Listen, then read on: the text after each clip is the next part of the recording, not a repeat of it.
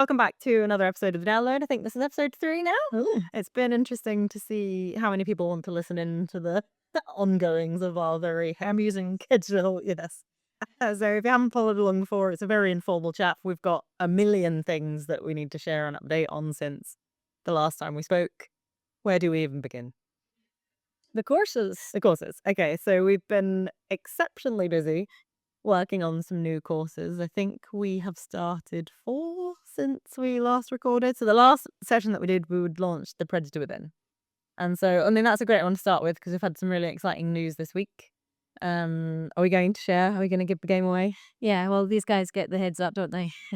So the Predator Within is very much, it's been accredited, and it's very much a useful take on how we can work with and channel our dog's energy. So rather than going to correct or stop or trying to do what the common theme is, which is stay under threshold. We're very much about no, let's create the predator and teach him how to be a predator with the things that we want him to predate on, and then let's add in some cues to help him understand how to come back to us and still have us part of the equation. And very much about us and him having the challenge together, creating the endorphins together, and rather than us being the end point of fun, being the start, the middle, everything. So we're very much part of that group. And I think that made a lot of sense to me, obviously, when we started working on stuff with Atlas and then kind of seeing the progression of all the dogs that we've worked with. There's some pretty intense dogs out there with some pretty strong prey drive. And I think it's really interesting that we're trying to kind of put a bottle on that when we go to parks and national hikes and things like that, where there are going to be sheep, there's going to be rabbits, there's going to be squirrels, and actually trying to go, well, let's contain it, or just they'll never get off lead, or we'll try and stay away from this. There's always that moment where the door blows open or the sheep pops out of the bush behind you, and you're like, oh my goodness, I wish I'd trained for this, right? And there's so many variations on what to do from, the public saying keep it on a lead, Mm. which, isn't useful because, well, first of all, it restricts your freedom if you can't work with the dog and educate it how to keep you as part of the equation, how to see the dog as the dog sees you as part of the group rather than something to ignore or fight against. Or lag. Yeah, and then we're restricting his freedom, which of course contravenes the 5 freedoms. And we want to be able to give our dogs that off lead, but to have off lead, we have to have him making good choices, Safety. and taking us as part of the equation. And unfortunately, we do everything we can as humans to be the opposite of that. You will listen to me. You must listen to me. It's all about me. I need to control you. And that's not how we get on with humans. If we do that to humans, we also have that backlash of No thanks. teenagers show us does. Literally, yeah. I'll rebel and do the opposite. And so there's quite a lot of um kind of things out there already.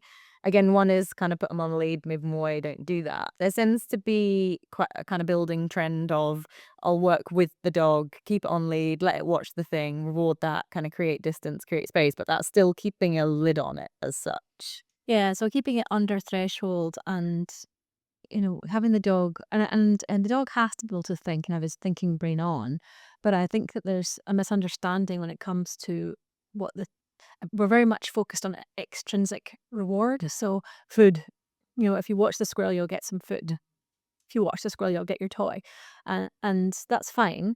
But we're not seeing the opposite end of that, which is the dogs, and especially when we're talking about very high prey-driven dogs like a Mali. They're you're not going to get through to that. And so I've got a lot of respect for people who can rehabilitate Malis because you can go softly, but you're not going to ever touch that when they're excited and the adrenaline comes in. You're just not going to get near that. And then the other part of that is the other end of the scale is the heavy correction. So this week I've had a client who's to sadly assess the dog because they're now looking to rehome. But the trainer that they'd worked with tried 2 e-collars at the same time to try and suppress this and still didn't work. And they're not understanding then that the state that the dog's in is not a learning state. So no matter how much pressure you apply to that dog, he's driving past it, he's going fast, more and more. And so in the protection world, you have things that ramp up the energy And I think that a lot of trainers are misunderstanding that when you use e-collars and punishment to try and suppress something with a dog with that much prey drive and that much go, what you're actually doing is adding adrenaline and you're making it worse the opposite way. And You're it making, hardier and hardier as you go. Yeah. yeah, so you create a hard dog. And so, yeah, but when I had Tristan at that point, when he first came in, applying any pressure like that would result in a bite to you. So a lot of people say, "Oh, I can't use the e-collar for prey drive, the dog ignores it, or for when dogs are there because it'll make it worse." Yeah. Obviously, because if you're using it then to add punishment, and so this is why we talk about it being like wrong, which leads us lovely into talking about the next quarter. Went, oh, sure. Tell me more about that. So I'm writing an e-collar course, very much for honest hounds, but then beyond as well. So we'll have two versions. We'll have the trainer version, and we'll have the version for honest hounds. And yeah, I think that you and I have been on a very physical journey as well last year, meeting lots of people and seeing. I didn't realize what the spectrum of use of the e-collar was. Obviously, I'm just in my one little bubble here, and we were using it quite differently. To the point that it took me a lot of questions and a lot of time. I think of all the things that you've kind of taught me and that I've learned along the way, that's been the hardest. Really, And then to really see what was different.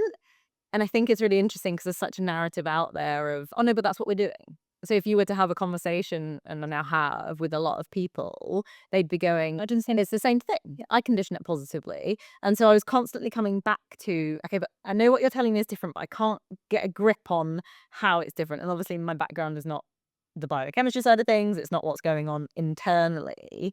And so on the surface, you're kind of going, well, there is, I'm conditioning it and I'm doing this and I'm finding a level and all of those things. And it was kind of chipping away at that for me and obviously having the opportunity to ask 100,000 questions, which I think have now maybe made it into a lot of the myths that you've put into the course. So I think by being able to see this is what is kind of being done typically, and this is what is kind of a slight transition to that, you can kind of then go, oh, I get it now. That's where this is kind of in misalignment.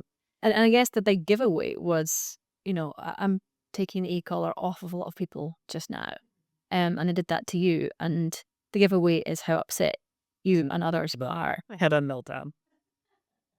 Well, because it was safe. The only thing that'll, Yeah. Yeah, and I think you're absolutely right. It'd become a massive crutch for me, and I think we talked about this in the episode with Atlas's training. Is I got to the point where I was being told that we had to correct the behavior, we had to punish the behavior, but I was terrified of him. So then the only quote unquote safe way to do it was to use an e-collar so that I could do it from afar.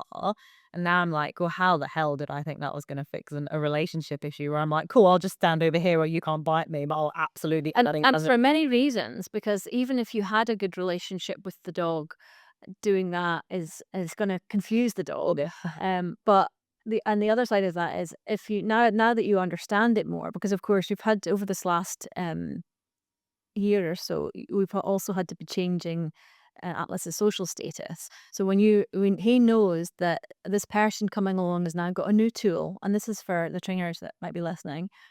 If you've got a tool that you're adding in, but you've not changed fundamentally who the human is, then that is some bullshit there. That's not fair. So you're going, I'm going to give you this powerful tool that's going to help you stop a behavior, but the dog still knows that you and yourself are not a leader character. Yeah. And I don't know how I expected anything except anger from him. I mean, I hate it now. I hate looking back. It feels incredibly. But you're seeing other people doing the same mistake. Well, because we're being told we just need to get rid of it, right? So if you punish the behavior, it will go away, and then you can have this wonderful life, and then you can go into the hills, and then you can magically start doing all these things that you couldn't do before. And so you're kind of going, well, I'm being cruel to be kind, and I've got nowhere else to turn, right? So at the time, I didn't have honest hounds, I didn't have any of those things. I had nowhere else to turn. So I'm like, well, if I don't chip away at I can't get rid of this behavior, he's going to die. So this is more preferable than death. And actually, I wish someone had well, you essentially did, came along and shook me and went, this is not the thing. Taking the sea cover. Yeah, I had a physical strut across the field, like this. And because we then go, I need to control my universe because any moment something bad could happen. So I need to be able to have this. And it did. A German Shepherd came bombing over, and my brain went to, oh my God, there's going to be a bloodbath. Atlas is going to maul that dog. I've got no way of stopping it. I mean, he was muzzled. But in my reality, that didn't matter. And so it had become a safety belt 100% for me because the behaviors that I was seeing were quite terrifying. But I think it's interesting because if we go back to kind of the recall side of things is it's that making sure that we do build it up. So you get quite a lot with the recall is like, "Oh, I had to go up high because they blew it off." And that's the bit where it's, okay, well, I think, well, quite a common analogy that you'll hear is, "Oh, I only use it as little oh, I'm only using it once a month now. Oh, I'm only doing it there. So it's okay that I have to go up to X level or Y level or this." Whereas actually you were going, "We need to do as many reps as possible." I think that's a big distinguisher of how it's being used. Because even those of us that are like, "I'm using punishment because I feel like I've got nowhere else to turn," we're not wanting to do that as much as possible. Well, again, this weekend meeting this dog, the dog was sniffing around a lot and marking a lot, and I said, if you used the e-collar just now, what would happen? Why would I do that? Why would I correct that? And I'm not looking for you to correct. I'm just looking for you to go, hi, I exist. Back to me. And the vibrate as well would have worked just as well in Yeah. the situation. So to pat and interrupt, but without the oh, I'm in trouble. Yeah. And that's what I'm seeing a lot of. Oh God, what did I do? And I don't want them to get that startle. I want them to go, huh? She did it again. I want them to be excited by that, and that's a bit mind blowing to most people. But you're not going to get that by um, the methods that people are using just now. I'd rather see that not used and just there's so much work that needs done before anybody gets near a knee collar. Well, so like I say, it's so nuanced, and actually, I think that we need the whole team of trainers, which we're obviously building, who kind of get it, get how to condition it, get how to use it, know when it's absolutely not the right tool to be used, and then we need to kind of build out from there. And It's far more important to work on yourself, your own confidence, your self awareness. I mean, how many people do we know that are saying the dog's name over and over, mindlessly talking to their dog? And the dogs are very aware because they're nonverbal, so they're constantly aware of when we're talking, aware of what the meaning is, what the association is, and of course when there doesn't need to be. So they're just like, well, I don't need to listen to you because you're always chattering. mhm. It's like the guy at the park earlier with the little floofy tail, and he's calling and calling and calling, calling and calling and calling, and the dog's like, "Yeah, but these guys are having a chicken party, so I'll probably just do that first, and then I'll come back to you when I fancy." One of my favorite things to do is to say to somebody who I've just heard the dog's name 16 million times, "What's your dog called?" And then they tell me, and I'm like, you no idea that I know that because I've heard you for the last 5 minutes of repeating it over and over. Really not aware. So that would be the thing I would fix way before anybody gets near an e-collar. And so if they're listening going, "Well, I'm curious about this course. What have you built in so far? What can we expect?" Well, the biochemistry, and I know not everyone wants to understand what's happening in the brain and the body, but I think that when we get to the level where we're starting to play with these things, it's kind of important for us to understand what we're actually doing. And then also, why it is that we want that control. Where's that come from? That lack of confidence in us. It has to be there. You can't cheat the system because you'll have something break. There's always a cost.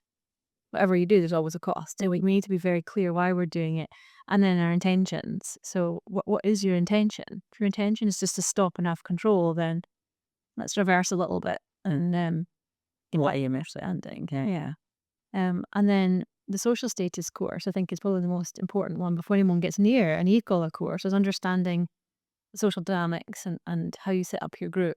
And again, coming back to who you are, who's your archetype. We've got some great stories from that. So we had a trainer that, when we first had the conversation about archetypes, she, I think, she was creative, wasn't she? She was the sort of creative, do you know what I'm thinking about? Yeah, they keep going. Well, so she came as a client, and then when we did it again, and she came as a trainer, she said to us, she admitted that she actually started to think about how she'd lost part of that herself because of her job and her family commitments, and starting to get back to who she was. And so we can have this mask and this kind of, I just need to get through things. I just need to do my job and do this, but we lose. And if we have that missing part of ourselves, that the dogs see that. The dogs can fill in that space for us. They're painfully aware of all the things that we try not to tell them. And they are our little therapists without us even realize it. No, except sometimes they do not take the role on well. They're like me, I can't handle this pressure. Please don't make me your therapist. I swear to God, you're a hot mess, and I can't handle you. I think the social status one is so interesting, and I guess this is open to everyone. So you might have people listening now going, "What the heck is social status?" Because again, you've got a spectrum of, dominance doesn't exist. There's no dominance, and it's been disproved to people that are like, well, oh, actually, I'm talking about ethology now and actual real life biology. Yes, yes, it absolutely does exist. We don't have to use it in terms that we think about, but we need to start thinking about it as in, I need to be dominant over my dog. It's irrelevant. You don't We're not talking biting ears and pinning dogs. It's not about that. know. And hopefully, especially get that since, you're not adding pressure from e-collars or even, displacement, asking the dog just to move out of the space. If you have a character that does that, that's not self-confident and is proved time and time again that they have no boundaries, they're easily pushed, physically and and emotionally pushed over. They're very permissive. They're constantly repeating themselves. You ask that person to displace a dog, and the dog goes, Nope. really? And that dog might just do something subtle like turn away and go, I don't understand. I might give a lick and just, appeasement because this is weird for you. Or it might go, oh, bring it up and okay. And then you've got, this escalation of potentially even aggression because that dog's then taking on your challenge. So if you have people behaving like that without understanding who they are and how the dog sees them. And I think we're very inconsistent as humans, aren't we? So we'll be like, "Oh, la, la, you can sleep on my bed, you can sit on the sofa, you can eat from my bowl," and then the doorbell goes, and you're like, "Shut up! Don't bark at the door." And the dog's like, "Whoa, hang on, chaps, what variation of this is it here?" And I think it's been so interesting to kind of see people taking on the course and seeing them go, and it's all of these things. I mean, I've been there as an owner where no one tells you that this is even a thing, let alone that it's relevant. And so it can be quite tricky for people coming along and we're kind of saying, have you thought about this? Have you noticed this? Do you see your dog kind of nudging into you there? And But we are aware of them as humans, right? So, and we're aware of it in a subconscious way that there's absolutely a social rank and social structure within groups, and it can be fluid within certain groups. So, for example, if you've got a bunch of friends that take turns to go to each of their works, Mhm. that person would have the dominant position. Yeah. Um, Yeah, you're going to be one leading the tour. I'm going to come in and learn from. I'm the ones that answer the questions and the one that knows the way. And so that's very fluid in that group at that time. But we change the roles. And so, our parents, generally speaking, are higher ranking than us. But if they were in an ill position or vulnerable, we would help and take over. But we can't if we're 3 years old. I mean, I'd watch that.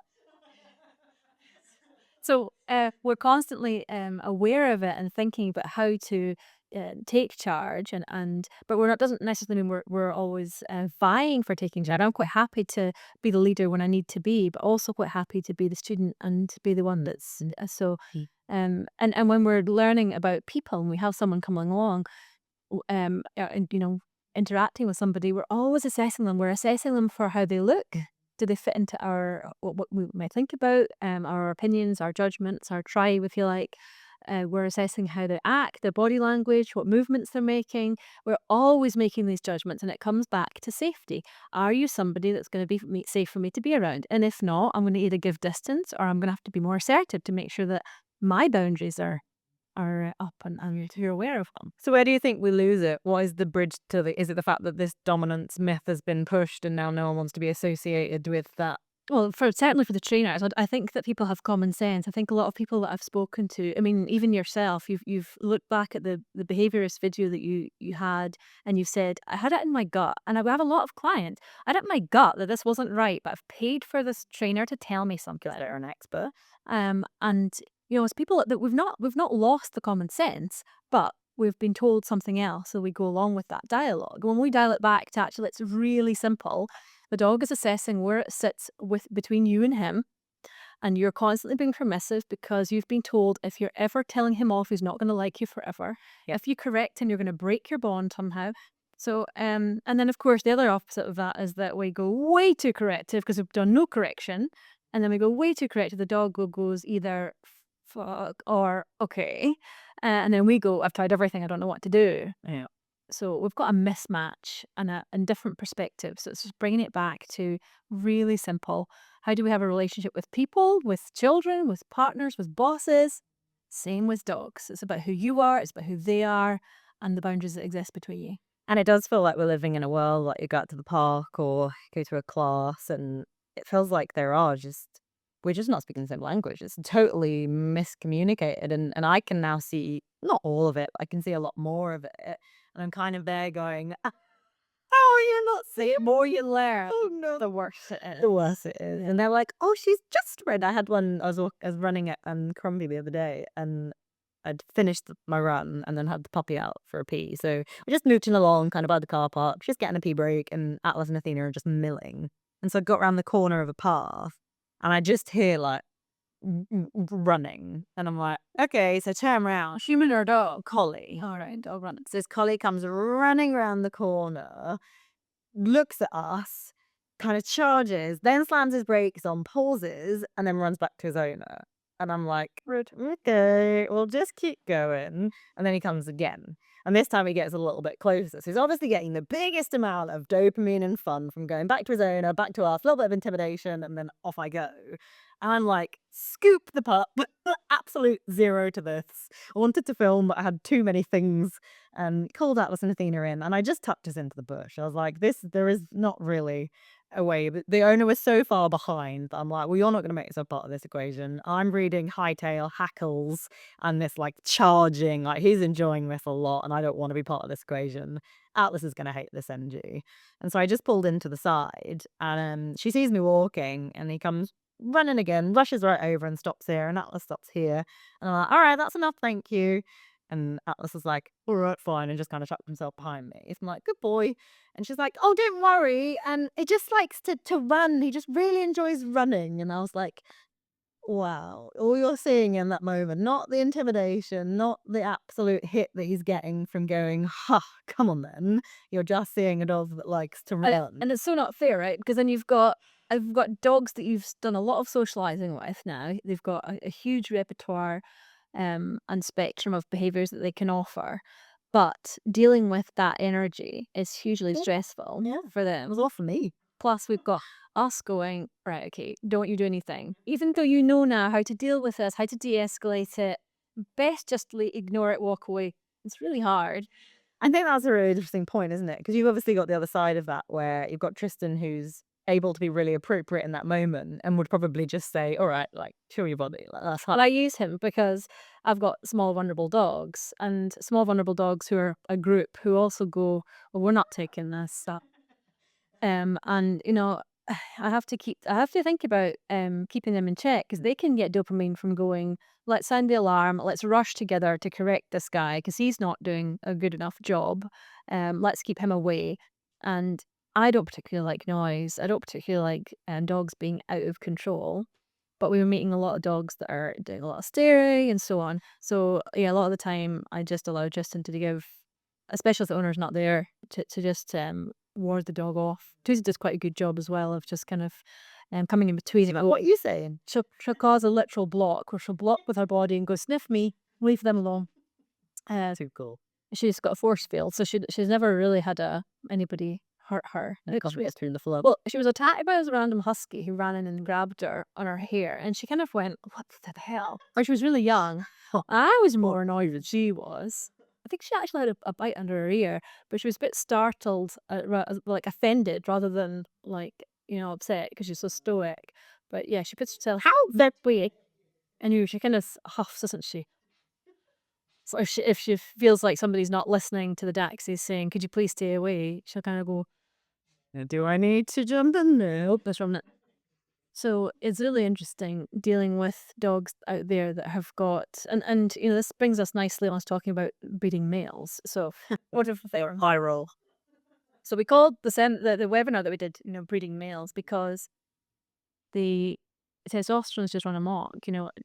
And in human society, testosterone levels are mitigated by social status. So if you're more likely to have high testosterone if you've got a Porsche and if you run a company or if you're being competitive. Testosterone levels go up and down according to which environment you are in. And so, just to clarify, is that someone that has high testosterone would be more likely to seek out those things, or they are getting an increased fluctuation? Those things. Yes, which is why it then decreases if they have a baby. Yeah, they say that testosterone is the competition hormone. Okay. So one of the things that they um, make a joke about, and to try to describe it, is if you were to give monks injections of testosterone, they wouldn't become more aggressive. They'd be competitively more peaceful. So I'm more at ease than you. What do the monks do? Peaceful. Meditate and kind of, do you know what I mean? Grounding. Yeah, but they're kind of like sitting quietly on their own. So they would do more of that. And more reflective than you are. Yes. So the competitive side would be for that rather than aggression. So we're getting more of the Whatever you're doing. Yeah. Yeah. So, and yeah, testosterone goes up according to rules. So if you've got suddenly come into money and you become a millionaire, your testosterone's going to go up too. And women as well? Mm-hmm. Mm-hmm. Very much. Okay. In fact, in some species, it's higher than males. There's some shooting about that. I think it's bonobos or something. I went to bonobos in my That's where, and there's some species that are higher levels than the males do, which is very interesting. But yeah, we absolutely do as well in high status roles.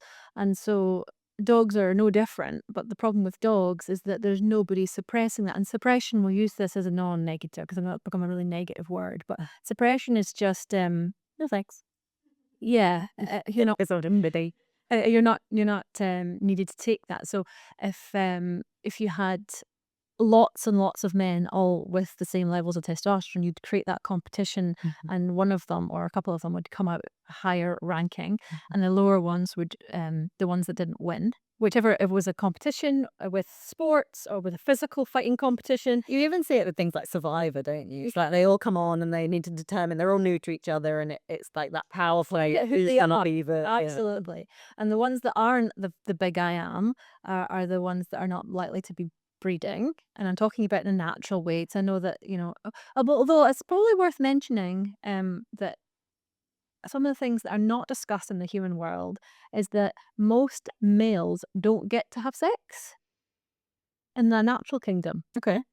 But for some reason in our world, it's very normal to think that my son will grow up and have sex. Whereas actually, That's what people are thinking about.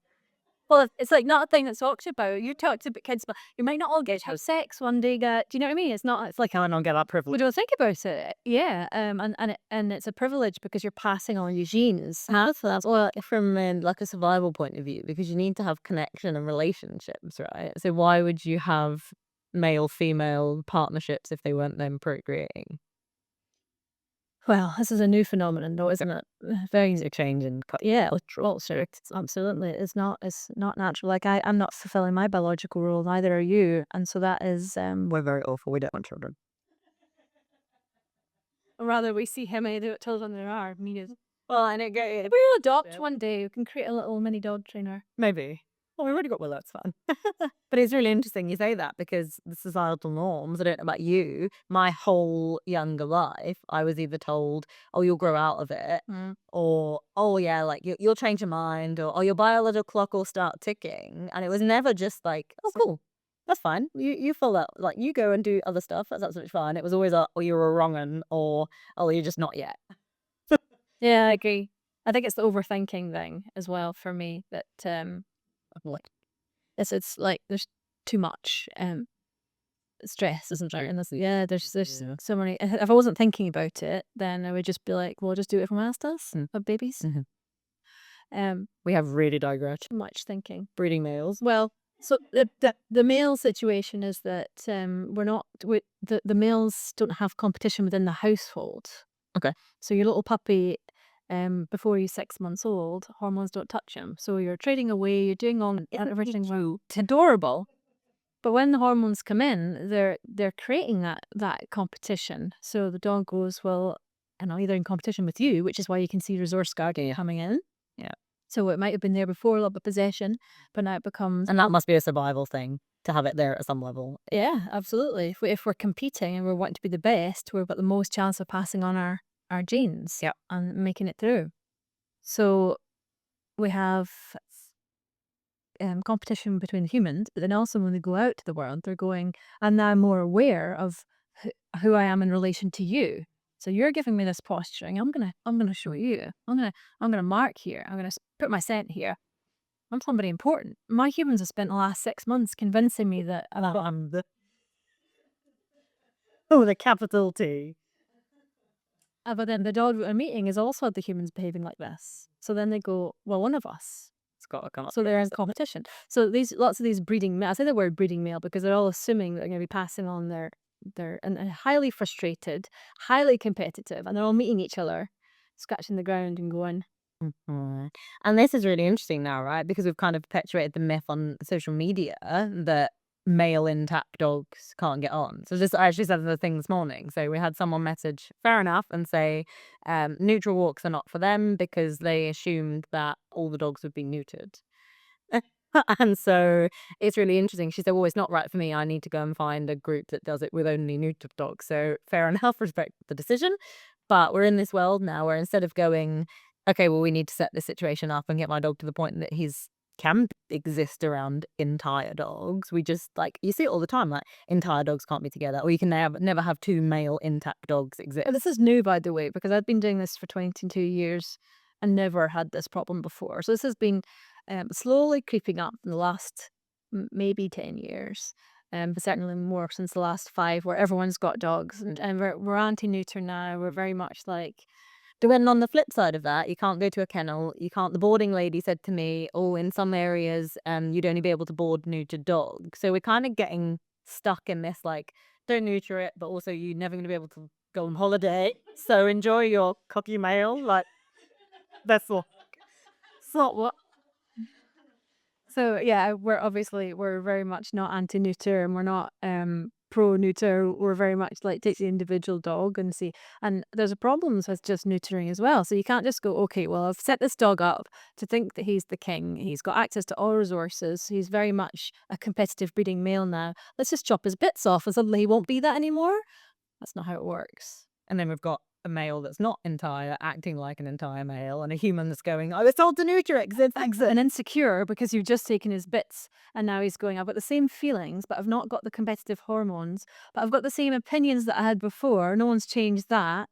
And I've still got the social status, but I've got no hormones. I'm gonna have to try even harder. And then you've got all sorts of all sorts of stuff coming in with your fear-induced aggression coming in as well. A lot of confusion. It is a mess. And what does that then impact if we then chemically castrate at that point? So we don't shift social status, we come in and we go. It's the same thing. It's the same thing. I mean, it's going to be a gradual decrease rather than just the chop them off. Yeah. So, but yeah, I think that for me, before and obviously you've seen that with Atlas and many of the dogs that King of the testosterone. Atlas, breeding male. Well, human male. we also had Atlas testosterone tested. One of the things that I did at that time was collecting some data about the dogs that were coming in, and Atlas's testosterone was for a dog of only 22 kilos at the time. Yeah.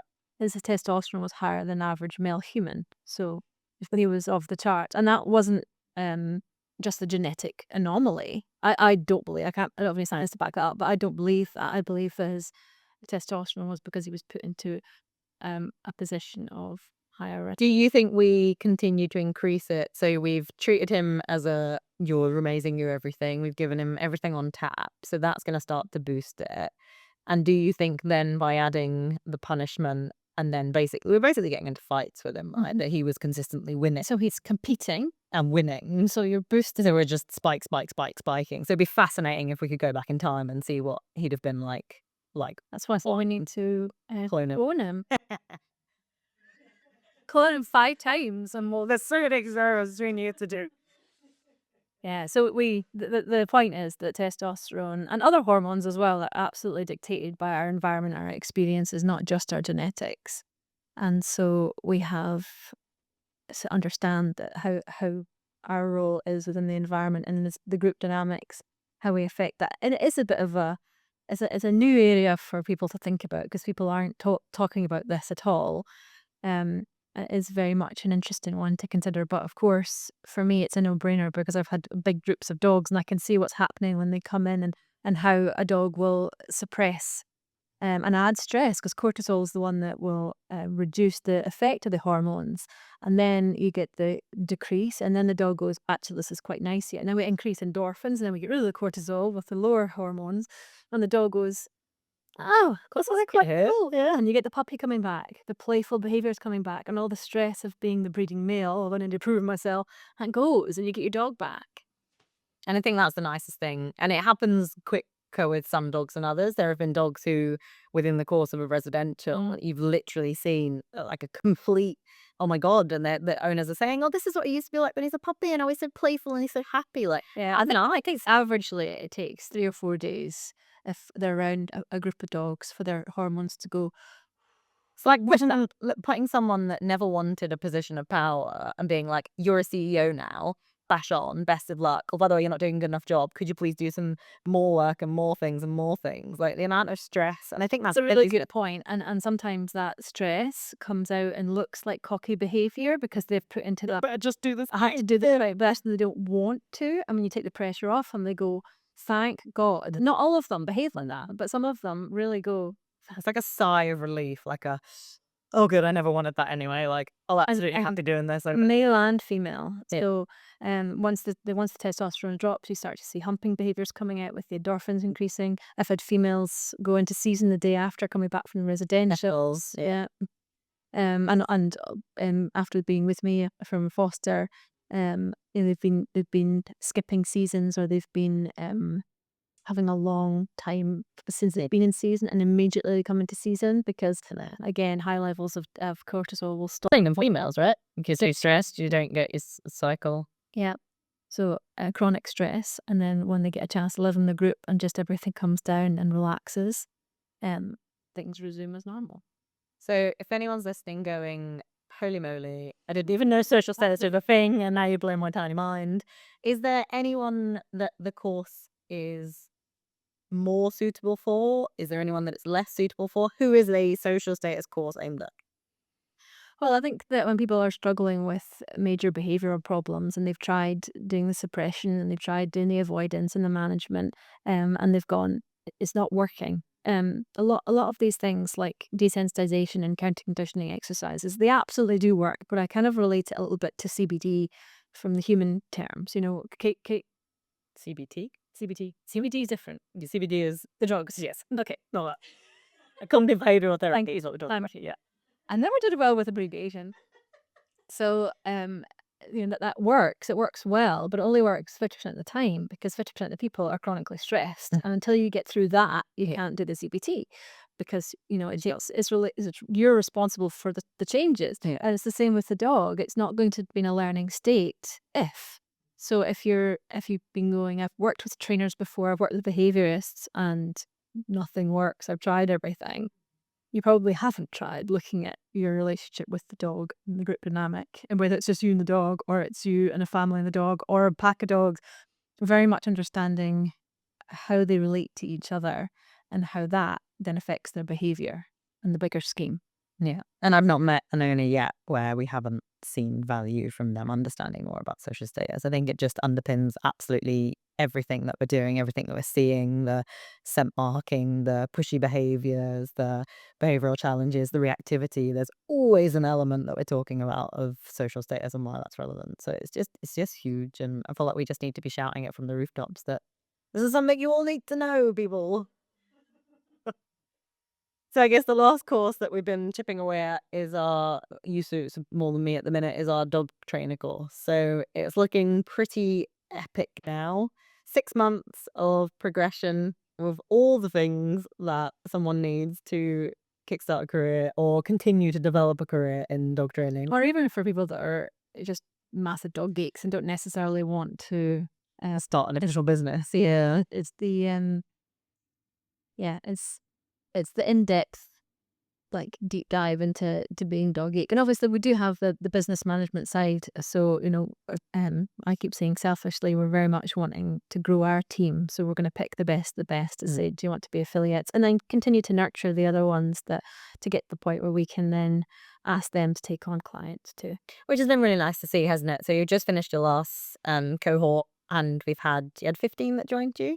We've had 4 new affiliates join us, but everyone else is still kicking about. They're still getting involved in stuff. They're running their own social walks. They're setting things up. So I think it's that community piece. And you say this quite a lot. We have trainers over the world now who are doing things in isolation. You've got massive fatigue for trainers, massive amounts of people kind of coming on and saying, I can't do this anymore, or it's a saturated market. And actually, I think having that space and that community to do it with, we talk about being a community of hub community now of trainers and professionals, which And each of them realizing their worth and their niche, and rather than having to know everything, picking. I think that we help define the areas, and it can be overwhelming to think I've got all got to do all these things. and to learn everything.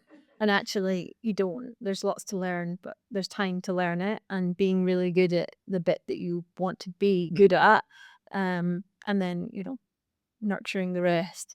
But yeah, I think that the having the camaraderie and be able to ping things off each other and grow together is just priceless. What are you most looking forward to about it? The new ones, Yeah. getting to know them. I think I got a real buzz out of problem solving with them for their own business ideas, and seeing them go from lacking confidence at putting themselves out there to then going, look what I'm doing. This is what I'm, and it's such a big leap from going, I don't know how to do that, to then going, I'm doing it. But actually, it's not. It's just changing the mindset. Because most of the people that are joining have worked with us before. They've like changed their dogs, they've done residentials, they've done things like that. So they're knowing more than they think they know. And I think it's sometimes having the ability to be a bit more fair about it. Yeah, and I think when they meet, they get the chance, obviously, to work with our clients and prove that they know it. So they do know it, and then when they realize they know it, they go, "Oh, I knew it." But I think without blowing our own trumpets, we are providing them with a real deep dive into what the heck's going on in the world from so many different corners, and that they're well ahead of the game. They don't know they are. They're lucky as hell, but they're well ahead of the game. And then when they see that and they start to go, actually, I do know what I'm talking about. There's a whole huge confidence boost with that. And I think it's been really interesting seeing a couple of our current affiliates going out and doing the kind of process to become behaviorists. And I think maybe without what they've done with you, that would be overwhelming. And oh my goodness. And actually, they're kind of coming into it going, oh God, I understood this already. This is nice to have this former thing. But actually, we're kind of diving into it and talking about things beyond dog training as such. So it is. It's beyond dog training, but I think it's highly relevant. And bringing the different sciences together and having a logical, it's brilliant viewpoint on that is well, you've done the hard work for them because you've gone, oh, I just spent my whole life studying all of these different sciences, but don't worry, I'll just channel it in the bits that you need for your dog. Well, I zipped out all the stuff that wasn't learning the stuff you have to learn and realizing why it's not relevant. Why the quadrants are letting us down, and everyone's busy arguing over there about them. Actually, we've never time to argue. We've got to go study some biochemistry and some shiatsu and everything. Yeah, no, it's very exciting. So I guess last thing before we wrap up, we are heading into a really exciting weekend this weekend.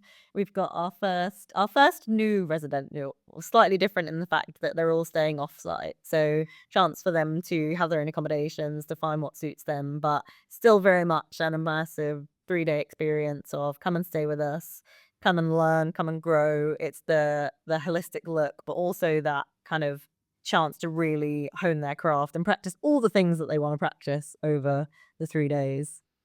Yeah, I think one of the things that we are not frightened of is failure. Oh, we love it. We do. And you're only going to fail if you try new things and learn from it. So you put out lots of things that you do, and then you go, didn't like that, loved that. And then you refine it and you refine it and you refine it. And you don't go, well, that worked, we'll never change it. Yeah. We go because the dog changes and then you go, cuppa. Yeah. And it's so relevant when working with dogs. I think that one of the things that I feel really sorry for, so take a puppy class. And we're asking the dog to do something, and puppy can't concentrate for whatever reason. Because it's a puppy. And the owners are like, but that's... I can do this in the house, I can do this. And everyone kind of, we're not allowing failure, we're not allowing, we don't want to be showed up. Yeah. Just want this embarrassment. Yeah. So if we can just relax that and go, it's just a puppy. It's just this. And if we can show progression in a different way, right? So I don't need to come along puppy class and my puppy behave perfectly. What I want to do is try and learn something from this rather than prove that I can do it. Well, actually, wouldn't it be lovely if the focus of puppy class was I came along and my puppy thought it was cool to hang out with me? Wouldn't that be so nice if that was the what? Because I had that. I had that pressure. I wanted to progress through the levels and make sure that we were doing everything right. And Yeah. I'd go away and make sure that I did all the things so that I could prove it and go and show it off. And actually, what I should have been doing. And you did everything. And you had a really well trained dog. It didn't work. But you still learned. Yeah. So yeah, and moving away from this heavy control thing. So I think, back to the retreat, we're very much, we like to experiment, we like to try different things, refine what works, what doesn't work. And I think, if I'm allowed to say, you've dropped Anything could happen now. you dropped your control thing. You're not so stressed. Like, it's okay for us to go, right, let's have a loose plan and then see what happens and who comes. And then for us to go, actually, this is what's going to be needed. Yeah. So rather than having rigidity, which is so nice. And that's why, there's an ongoing sort of joke about me being chaotic. But actually, You just don't know what you're getting. there's always a plan. It's just that it might just morph and change. And that should, we have to be adaptable when it comes to people and animals, because there's nothing rigid, is there? It's always an it depends. Well, and I think that's been really nice to see, because I am this is what we're doing at 9 o'clock and this is what we're doing at 9:10, and that's great. But actually, we want to serve the people that are coming, right? They're putting a huge amount of time and energy into this. And so it would be remiss of us to go, here's the things that we're going to cover today, full stop. Because actually, if we get a really great opportunity to unpick some videos on an interaction that's happened, that could be fundamental for that person, and everyone else learns from it too. And so I think it's been so nice. I mean, I love the kind of the booklet side of things and having the worksheets to hand out when it's relevant. But I think being able to say not everything is going to be relevant to every group, and we see themes. I think the theme we said would be trust for this one, so we'll see if that carries through. But yeah, I think it's a very cool thing to be a part of, and I think we're very blessed that we have people who want to come from all over going, I can see that this is something a bit special and I want to be a part of it. So I'm looking forward to it. It'll be good. Yeah, no, it's a new theme for us for not living on site with them. It's almost like relaxing the reins a little bit and seeing what they do with it In their free time. We can't peek out the window. Well, it's such an emotional journey. Yeah. And sometimes they need to, carry through that. So it's a little bit worrying letting them go off and have that emotion on their own. An emotion, because when you've invested so much time and so much money, and how often do we hear it that they've done so much, Tells you how the difference, right? and then they come on and we're like, nothing to do with training. This is your relationship. Also, everything you thought was wrong. And so you're going to have this period of going, guilt, like you talked about with Atlas. You feel hugely guilty, but you were told what to do, and it shouldn't, whatever you do shouldn't make you feel bad. But at the same time, they feel emotional when they come here because they're going, well, I wish I had this from the start.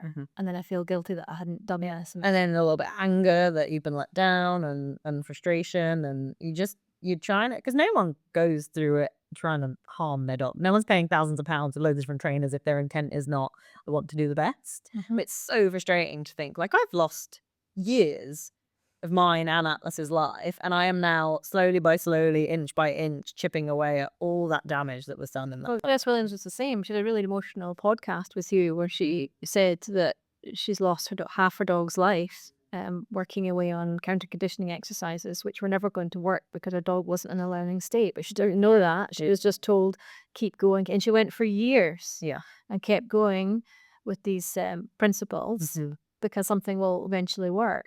And we had a client with a 9-year-old Vizsla who was told, "Oh, I'll grow it," and she's still waiting. He's 9.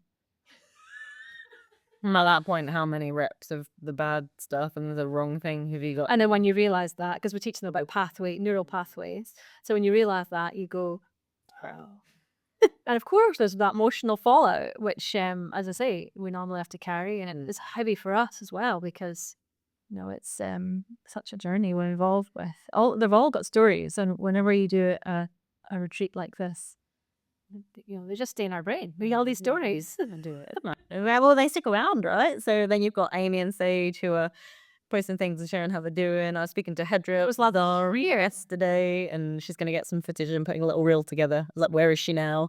So yeah, very, very cool. So both of those are really emotional stories as well. Well, it's hard, really hard. So, yeah, they stick at it. They're absolute heroes. They absolutely are. We'll do the little awkward wrap up at the end where we say, if you've liked what you've heard, please subscribe. Apparently, that's what I'm like to tell you to do, but it is important for views and engagement. It just does not come naturally to me. But we appreciate you listening along to our chatterings, and all the courses that are live are on the website. All the ones that are coming, we'll be kind of posting on Honest Towns as and when they go. We've got another residential coming up in March. So if that sounds like a bit of you, you can find it on the events page. But as always, thanks for tuning in and listening to our chats.